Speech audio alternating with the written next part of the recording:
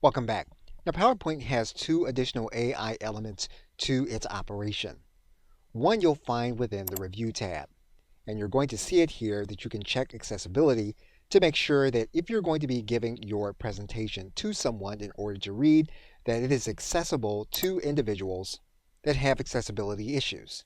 You can click here to check to make sure that there are no issues, and this means that your presentation is likely to be compliant with accessibility principles. Now, the other AI element that you have available to you is in the Home tab, and you're going to see it here in the right side, and you can open up what's called the Designer. And that's going to open up the panel on the right side. And basically, you're going to have an AI to give you suggestions on ways that you can put your slide together. And you're going to have several choices for each slide. And basically, you can choose one element for each slide. And each slide can be individually designed.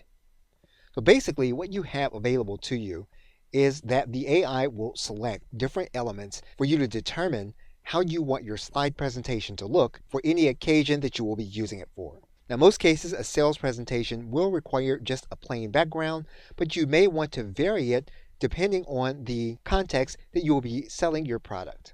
Okay, so with that, thanks, and I will see you in another video.